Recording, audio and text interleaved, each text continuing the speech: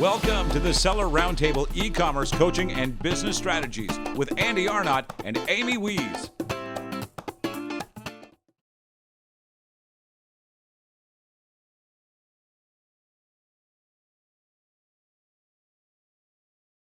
Yeah, I love that. Everything that I'm doing. Well, and that's just kind of like the basics. Now there's a little bit more advanced, which I'm working on right now, and that's running cold traffic ads with all the content that I'm getting, obviously from that. But the way that I'm doing it is I'm running it all to my store, my regular store, with the Google Tags Manager attached, and then I have the pixel from every single social media site on there. Still, this is brand new, so I can't comment on what it works or not, but I know for a fact people are killing it doing this.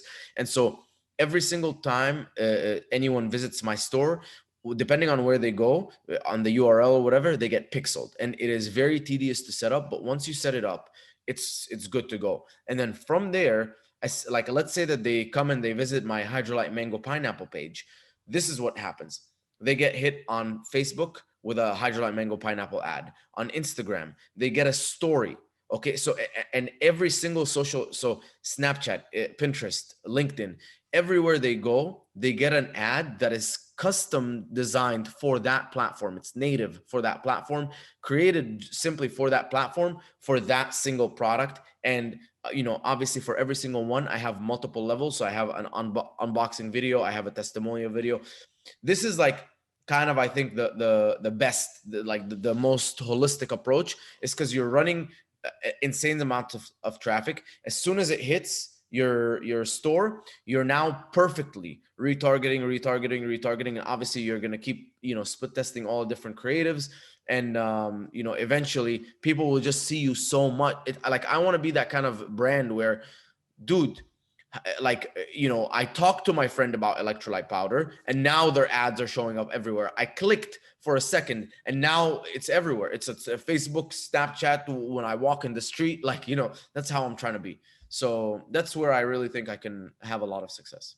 Yeah, that's a great. Retargeting is one of the least used things around. And you mentioned another tool that a lot of people don't know about, which is Google Tag Manager. Which, if you don't know what that is, if you've done any conversion tracking, normally you have to go in and set each separate thing up on your website or your Shopify or wherever you're running ads to. But with Google Tag Manager, you just drop the Google Tag Manager code in there, and then you add to Google Tag Manager. And on there, it has some advanced stuff where you can say, like, hey, only fire this pixel at this URL, and only if it came from like this source or whatever. You can get really, really creative and really drill down in terms of Google Tag Manager. Another service I haven't tried in a long time, but I knew that they used to do this, was kind of the lazy man's version of what you're doing, Mina, is AdRoll, where you can set their pixel, and they'll go out and kind of run ads like pretty much everywhere the internet. Like, they have deals with like Google, Facebook, all these different platforms, and then you can like retarget them pretty much no matter where they go. So that's interesting. I haven't done that for years, but yeah, I haven't heard of them, but I'll look into them. yeah, check it out, adroll.com. I think it's adroll.com. I think they have some new stuff, but yeah, it's fantastic. So one of the things that I love to talk about is, a lot of people don't talk about, is failure, right? Everybody thinks, once again, that it's this like easy thing. You get into Amazon, you do a few products, and you start making all this money. But a lot of people don't know, people like you and I, and a lot of people listening here, spend hours and hours and hours working. It's like, a lot of people say, like, oh, I want to ditch my 9 to 5 and work less. But what they don't realize is, when you own your own brand, you're probably working more. The difference is that you actually enjoy what you're working, and you're building value for yourself rather than your boss or the company that you work for. So tell people a little bit of kind of the struggles that you've had to go through, any products that you launched and, just failed miserably. I would love to hear just kind of some stories on some trials and tribulations that you had to go through. Absolutely. So first thing is, when I created my first 100 units of Hydrolite, it was in a bag. I actually, as of today, all of my products are now in containers. I thought that people like the bags, but I don't know. I'm rethinking things. Anyway, so now I'm all in container, but the first 100 were in bags, and I never asked my manufacturer to do any inspection on them. And so he filled up the bags. Everything was good. Everything was golden. They went to Amazon, and then people started ordering. Amazon took the bag, put it in a bubbler, and put it on the car. As soon as it did that, the bag exploded. So the bag was not strong enough, and I never did any drop test or anything like that. Ended up with 60 out of the 100 bags failing my first 100 units on Amazon. So, that was a quick lesson learned on always inspect everything. So that was the first thing. Now, second thing is sodium bicarbonate, I believe. There's two sources of sodium bicarbonate. Now, this is one of my like failures. There's two sources of sodium bicarbonate. One is a regular mineral source, and one is a marine source. And so my manufacturer was getting the regular mineral source. We mixed, since I bought everything from him, I mixed it up, I drank it, everything is good, we're good to go, right? And then his manufacturer changed it to a marine source. Now, technically, that's fine, right? Because you like, I mean, it's still sodium bicarbonate. You never specified that you don't want a marine source. So he obviously is not taste testing anything, because again, my quality control was only test this, that, but it didn't have, test it and leave it or whatever, So what happened was, all of a sudden I started getting negative reviews on Amazon. This tastes like fish. This is fishy. This is shrimp water. This is aquarium water. It tastes like fish was in my cup. And I'm like, dude, what is going on? First, I was like, maybe it's my competitors. Then I'm like, no, like there's no way my competitor is going to attack me like that. And, just FYI, guys, most likely if you think it's your competitors, it's not. It's just like nasty people out there. There's a lot of them.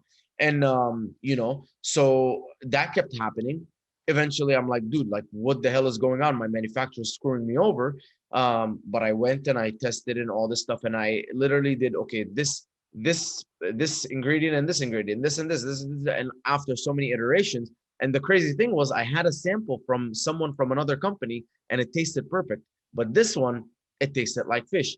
And it turned out finally that one ingredient, like the problem was, it wasn't that sodium bicarbonate, it was his sodium bicarbonate, because it came from a different source. So when I would buy sodium bicarbonate online, it would taste normal, it would taste like salty. But when I bought it from him, finally I said, dude, put in a plastic sandwich bag 1 cup of every single ingredient, zip it, label it, send it to me. He did that. Finally, after like a whole weekend of experimenting, I figured out that that was the issue. So that was another failure. Obviously, you can see how much my heart dropped when I think I have like over 200 one-star reviews on the hydrolyte and flavor. 1,700 total reviews. I'm 4.5 star, thank God, so it's good. But dude, trust me, it was rough. Another thing was, I skimped on my images. So I went to a Fiverr guy. I said, hey, here you go. I'm gonna pay you this money to make my listing images. And after I paid and everything, they came out horrible. And so, lesson to everyone: do not skimp on your listing images, please. This use nolimitcreatives.com. This is not a plug or anything. I'm telling you, I've vetted so many people. This is probably one of the number one services that's made unless you're going to hire someone in-house. Another thing, my first okay, using friends and family. Here's the problem with using friends and family. You can see how passionate I'm about this. Number one, when you don't pay someone, okay, it's not, they don't give a fuck. Okay, they don't care because you didn't pay them. So they're like, okay, I'll get it to you. Da, da, da, da, da. Number two, do not hire friends and family. Hire the best person for the job. So heavily vet. You should have a criteria on what you're looking for. You should have an exact scope of work. You should have deliverables, expectations, timeline, schedule, values, breakdown, how you measure success. Lay it all out, okay, in writing, and then make sure that you evaluate everyone equally, and you at least get 10 different options, and very, very objectively choose the best one, okay, based on your budget and everything. Trust me, if you use your friend for $50 or use a professional service for 200, you will spend more money using your friend, and you will spend more time. I've done it so many times. So I failed so many times because I used friends and family for stuff, and that's failed me. I launched Hydrolyte Cherry Limeade and it failed. It got to 3 stars after so many people said this tastes bad. So that was my second product. It failed right away. I then tried to create the illusion of having a nice holistic brand. So I got I launched collagen, glutamine, creatine, all three of them. I said, I'm going to do 150 units of each. It's going to make my brand look cool. Guess what? It did not make my brand look cool. It just didn't sell. And that was like a $4,000 loss that I incurred. So, there is just one failure after the next, really. The only thing that's changed is me. So I think I'm experiencing the same amount of failures. Obviously, I'm never repeating the same mistake twice, or else I'd be stupid. So I'm experiencing the same amount of failures. If anything, they're probably getting like bigger dollar amounts. However, my attitude is different. I'm way more resilient. I have much thicker skin. And so when these failures happen, I'm very non-emotional. This is what happened. This is the problem. This is the source of the problem. Just so we do a root cause analysis to never have this issue happen again and resolve it. And then I take what are my options? How can I, resolve this? Let me talk to 5 people who I trust in my circle that are experienced. What's everyone's opinion? Let's lay it all out. What's the best course of action? Let's take it. Did I lose $10,000? Yes. Who cares? Well, like what? Am I now on the street starving? Did one of my children die? No. So it's cool. Don't stress. You'll probably lose your health and more money stressing out about something than if you just said, okay, whatever, like it's a mistake and let's learn from it and move forward. So am I making mistakes every single day? So much. Sometimes I'm repeating some mistakes. And even though I said, I never want to repeat the same mistake twice, dude, we're human. It's okay. But the number one thing is I'm improving. I'm becoming more resilient. People experience burnout. I haven't experienced burnout in a while because I started to understand how my body works and how my mind works, and I started working on optimizing my sleep and my training and my diet. And when I feel like, oh man, sometimes I feel stressed, so I have this beautiful hack. This is what I do. Just everyone might think like, wow, these people are killing it, are like they have some advantage. I don't have any advantage. Trust me, I'm like a normal person. But here's my hack. I buy these energy drinks. They're low calorie and they taste really good. So I'll go in the morning. I'll drive to the plaza next to me. I'll have a coffee in the sun. That's about 30 minutes. I'll come back and I'll get these 2 energy drinks so I can drink throughout the day. I'll drink them. And instead of working on stuff, I will like do emails and I'll do like certain things that are probably don't matter that much to the business. However, they make me feel like I'm not really working hard because they're like stupid, but it makes me feel like, wow, Mina, you accomplished a lot today. So I'm literally tricking myself. I know how to trick myself, and I'm tricking myself. And then because I have the energy drinks, I can now afford something a little bit more hearty of a meal in the evening. So I'll eat like something like maybe like a little bit of Indian food, reward myself by watching TV and falling asleep. And I wake up the next day and I'm like, dude, I feel like $1 million. Because I did all of these things that are tricking me into feeling good and releasing all these happy hormones. So, you just have to realize that outside is not going to change. Inside is what's going to change. And that's how people that's why people think, oh man, these people are killing it. Nah, it's the same. What's happening to you is happening to me. I'm just reacting differently now. Yeah. Yeah, I always use Gary Vee as an example, right? Everyone always is like, wow, Gary Vee's smashing it. He's everywhere. He's a badass, he just came up so quickly. But like, if you really look into his story, he's been doing this forever and ever and ever. And that's the other thing that I always, want to remind people who, we all go into the groups and see, people who are, failing. Oh, I did my first product. It failed miserably. Amazon sucks. I want out. And, it's just like anything. You got to have the wherewithal to realize that 80-20, right? If you launch 10 products, 8 of the 10 products might fail, right? So, and then 2 of the products are going to be winners. But you can't look at the failure as something that's going to deter you. You got to look at it as a learning experience, exactly like you said. But the other problem that a lot of people fall into, especially me early on in my 20s, I wish I would have read some of the books and known some of the things I know now in terms of processes. And, there's so much information out there now to help entrepreneurs kind of get to the next level and kind of guide their way. Christina, when we had her on last time, she was saying how you're the master of processes. And I'm always interested in how people are doing processes, because I feel like if you get your processes dialed in, that's one of the most powerful growth engines for your business. Because if it's a repeatable process that you can then hand to somebody else to offload it from you, then you can concentrate on the one thing or the few things that really makes your company money, right?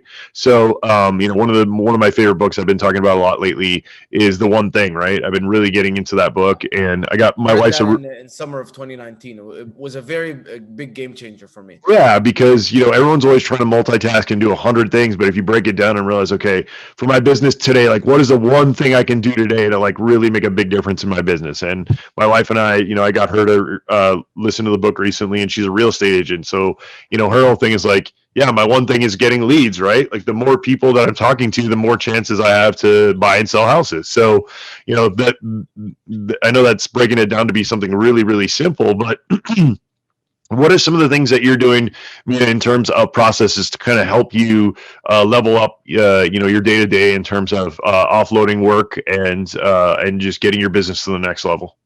Okay, so I'll give you the full breakdown. So first of all, every quarter, or not every, every quarter, I get this logbook, and it's just like an easy book that I write on, and I will log every single task that I do hour by hour every single day. There should be no minutes unaccounted for, and I don't lump anything. If I went to the bathroom, I mention it, everything.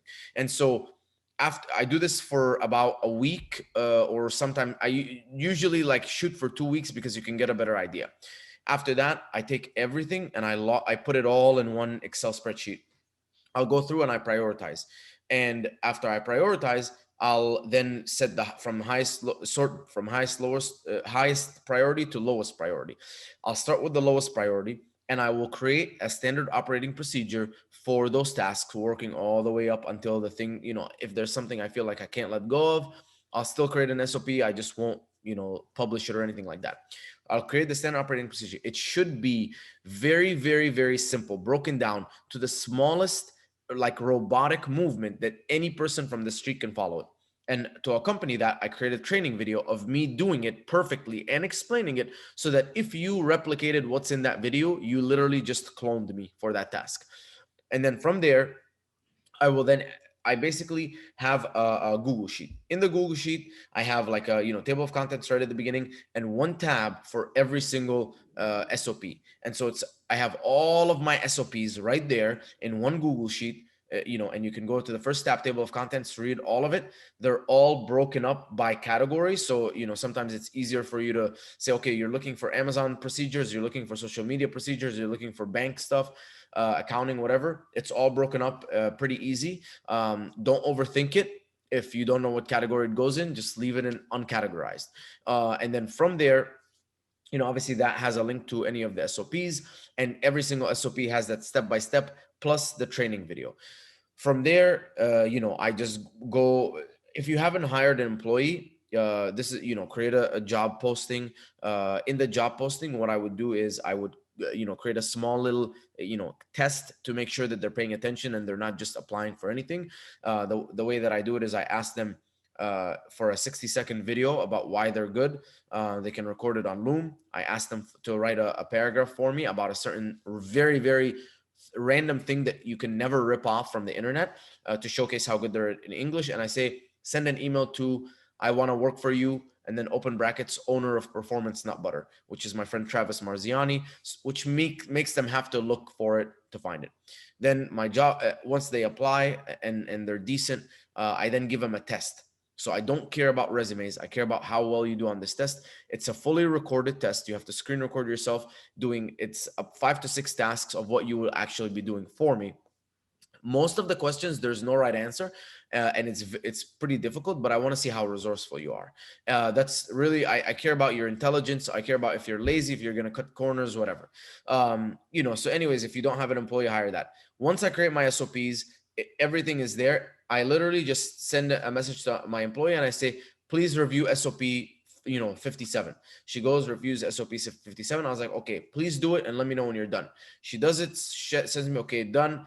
Any issues? No issues. Everything is good. I'm like, okay, from now on, you're going to be doing this task. And then every single time she ever needs to refer back to it, she can go quickly and refer back to it. And then I have obviously a Trello board where every single employee, there's a Trello board. And in that Trello board, there is to do like tasks that they need to do in progress, ready for review, and completed. They're responsible for all of the different columns. So even if I reviewed something, they're responsible for moving it to completed. Every time I tell them to do something or assign them an SOP to train on, they add it into to do. And then every morning they're sending me a progress video showing their face and the Trello board, updating me on, hey, I'm working on this, I'm working on that. This keeps me in the loop with them. And then every single employee has a checklist, and the checklist is dated, like February 2nd, daily checklist.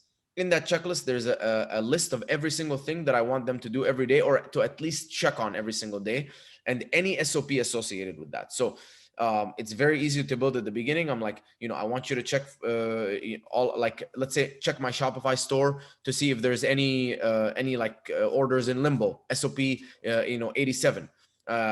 Send messages to 5 influencers, SOP 34, so on and so forth. And they literally just have to go check the boxes, and then they move it to ready for review, and then they duplicate the checklist for the next day. And that's pretty much like my system for managing employees. All of my SOPs are everywhere.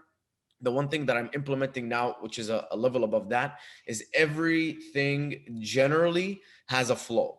And so let's say for like PPC, I have a flow. So as soon as we create a new product, you're going to go do keyword research, then you're going to go to do competitor, and then you're going to do this, and you're going to create a portfolio, and then you're going to go launch the 4 auto campaigns, and so on and so forth. So all of that is laid out, and then it's on Lucid Chart, LUCID chart.com. You can create a very nice flow chart, and then every single flow chart can link to an SOP. Every single piece of the flow chart can link to an SOP. So I can walk them, do this, do this, do this, do this, do this, do this, do this. So now my process is when I launch a new product, here's the overall process, from creating the listing to creating the images to this and that, and getting a UPC code and all that stuff. And then all of these, you click on them, and then they link you to an SOP. Or if they're like, I say, set up Amazon PPC campaigns, maybe that's a more complex one. So that links to another sheet, which has the full Amazon PPC flow, and every single one of them has an SOP. So it's a very, very holistic approach to, like how to create procedures, and everything is centralized. Lucid Chart, there's only one. Google Sheets, there's only one. All of the videos are recorded on a server in one folder, and everything is central there. And I don't like to have everything. I like to be like, dude, here's the training. Anything that you need is there. Every person in the system, in the business, should have access to all of the systems. Yeah, I love that.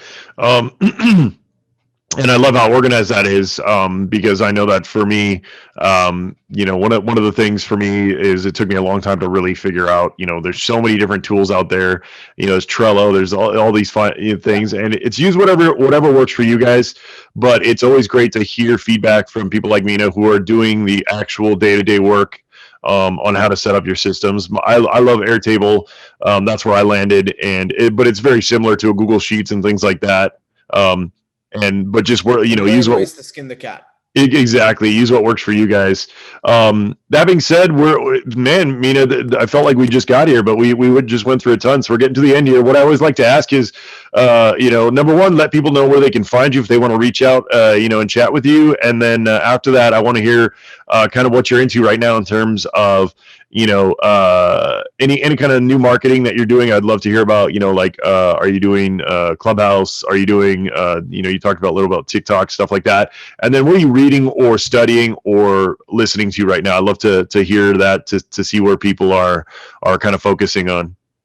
Gotcha. So Facebook, you can find me, Mina Elias. Instagram, it's at Egyptian_prescription_Elias. I have a free PPC course at the ppcuniversity.com if you want to check that out, all about PPC. What I'm getting into, so Neuro is my newest project. So basically, this project is not just a supplement. What it is I approached Samar Brax and I said, dude, I want to create a series where we showcase us launching a product from zero. So many people talk about the supplement game and they're like, this is crazy, blah, blah, blah. How do you do it? And I said, listen, let's document everything step by step, showcase everything, keep it super transparent. And so, I want to show everyone how it's done and not how it's done, but how I do it personally, and successfully. Or actually, we don't know, it might fail. So that's part of the drama. I love drama. And then just to push it a step further, we're going to launch the products on Kickstarter. And the reason is I don't want to hear excuses from people. I'm a very no excuses person. And, I want to show everyone that you don't need money to make money. Maybe it's going to cost us $2,000 on the Kickstarter, but then we're going to front like $5,000, $6,000, $7,000 to pay back the $2,000 that we put in that you can borrow from someone, and then pay for the production and everything. And so, and I told Sammer, like, let's do this. So on top of that, I said, what's going to push it even a step further? Let's bring sponsors and use those sponsors to help us. So we got Getida, which is a FBA reimbursement company. If you guys don't use Getida, you really need to get on Getida right now.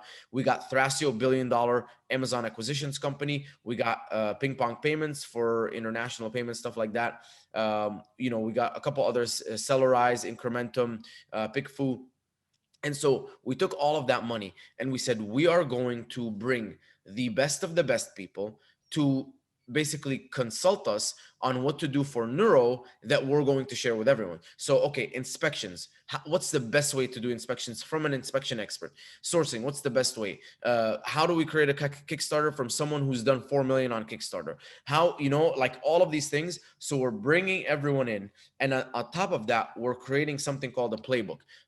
So if you want to get that, just go to the Brax FBA group. It's going to be there. But it's a step-by-step checklist of every single thing that we are doing for the business, with a video of me doing it, with links to whatever shit that we used. Like literally, I want to add so much value. And the reason that I'm doing this is not because I'm going to get paid for it. Just so everyone is clear, I want personal brand recognition, AKA like I want to become famous, because like what Logan Paul is doing is basically this guy, like he just got famous. Now he's getting paid 3 million, 4 million for a boxing fight, and he's launching any brand and it's making a lot of money. That's kind of my goal too. And the best way to do that and to become recognized, I mean, Logan Paul did it by, making people laugh. I want to do it by adding value to people. So that's the even exchange.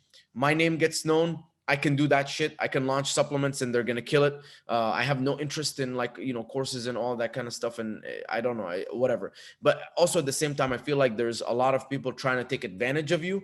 And so I feel like if you have knowledge, it's your obligation. And also it's an act of service. And that's one thing I was just talking to my mom about. And, I'm really big on like trying to give back. And traditionally it's always been like acts of services, go help the poor people and all this kind of stuff. And, soup kitchens. But I'm like, dude, come on. Like I can help so many other people as well.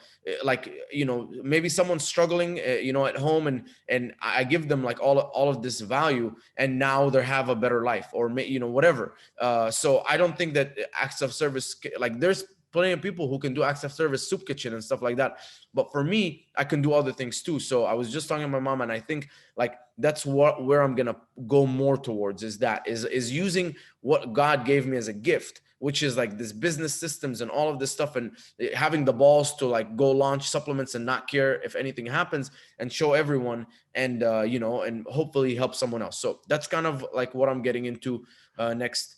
Books. Do you want to say something, Andy, or go into books? No, I was just going to say, no, I love that. And that's, we always tell people like, that's one of the reasons why we did this podcast, right? Because if you go out right now, there's people charging thousands of dollars for the stuff that we give on this podcast for free. Yeah. And it's the old adage, it's give a man fish, he'll eat for a day, teach a man to fish, he'll eat forever. Right. So that's kind of our adage as well is, we're trying to teach people here to, ditch their day jobs or, follow their dreams. But I think I'm also more of a realist. I'm not always like, blowing the FBA. I'm not on the FBA fan team, right? Like I call out Amazon. I tell people how much of a struggle it is, how much struggles I've had with Amazon, because I want people to know the real story in terms of it is a struggle. It's not going to be easy. You might luck into a unique product and it might be super easy for you for the first year or two. But then Amazon, will pass, will come down with a new, thing where you have to down with this new supplement regulation where, dude, I literally spent 2 days nonstop. I got a quote from every single ISO certified lab in the entire country to certify my products ASAP, because they just said, hey, we're going to take your products down if you don't have this certification. And I'm like, this is part of the game, guys. It's part of the game. If you think you lucked out, Andy, people like Andy, they were lucky for some reason. God loves them, and they found about Amazon in 2012 and shit. But for most people in the regular world that are successful, they started, in a normal level playing field. So don't chase the opportunity. Just find something that you love and do it and get super good at it and add value to people, and you're gonna make money. It's literally, you get compensated based on how much you're making people's lives better. It's that simple. Now, if you want to try do some quick hacks and tricks and go around it and shortcut, it's gonna be short-term gain. In the long term, nothing like that is ever gonna last. Yeah, absolutely. And I mean, like I said, that's one of the main reasons why I've shared that. And to know that, that the people who are continually being successful on Amazon are the ones that I always say, my dad said in life, there's always the things you want to do, but then there's always a shit sandwich involved, meaning no matter what job you do, no matter what, there's always going to be stuff that you hate to do, that you have to push through, that you have to persevere with. Because it's never going to be puppy dogs and ice cream, right? There's always going to be 100%. Trials and tribulations.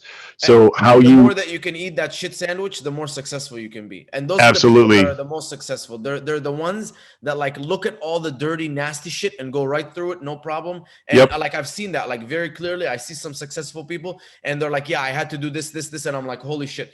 This person is not successful because of an opportunity or something. This person has a very high shit sandwich tolerance, and that's why they're successful. Yeah, absolutely. And in my 20s, when I was single, I'd see all my buddies go out drinking at night, and I'd be in work, and I'd be coding, or I'd be working on my marketing, or I'd be building apps, or whatever it was in my 20s. And I always worked 2 or more jobs, until I finally started my Amazon stuff, and then I did that, and then my software.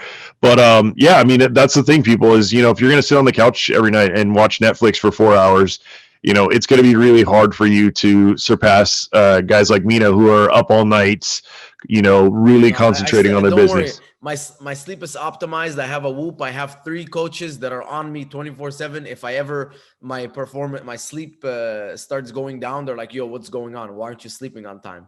So no, the accountability. You don't need to be up all night, but sometimes shit gets tough, and you need, for example, there was a time where for Neuro recently, where I had to do China stuff. So I had to change some shit, and I had to be up every day till midnight, because I need to communicate with China. I had to so it's not favorable. I wake up at 5:30 in the morning, but sometimes you deal with it. And also, I'm very intentional with what I do and utilize my time very efficiently. There's no time wasted in my day.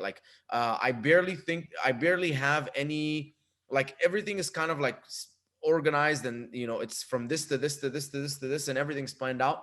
And because everything is planned out, I get to do everything. I get to play tennis. I get to go eat. I just started a food review TikTok called Mina the Foodie. So I'm going to review restaurants. I get to do everything, but it's all because I utilize my time effectively. There's nothing wasted. Anything that I need to get done is scheduled and planned, and that's pretty much it. So you can do it. It's not going to be do whatever you want. You just have to intentionally do everything. Yeah, absolutely. Work smart, not hard. But when you do need to work hard, that's when you have to put in the time when those hurdles come up. Absolutely agree. Hey, everybody, thank you so much for joining us. Everybody that joined us live here in the Zoom, I love that. I actually normally I stay for 15 minutes, Mina, and answer questions, but I got to bounce here pretty quick. If you want to hang for 5 minutes and see if we have any questions, really quick. But before I do that, I'm going to end the podcast, because as you guys know, we don't put these question and answers on the podcast. You got to join us live. sellroundtable.com/live, 1 p.m. Pacific time on Tuesdays, guys. If you haven't joined us live yet, please do so. We love to have you guys in here live, and we'll see you guys next time on the Seller Roundtable. Thank you so much for being on. Thanks, Mina. Thank you. Every Tuesday at 1 p.m. Pacific Standard Time for live Q&A and bonus content after the recording at sellerroundtable.com. Sponsored by the ultimate software tool for Amazon sales and growth, sellerseo.com and amazingathome.com.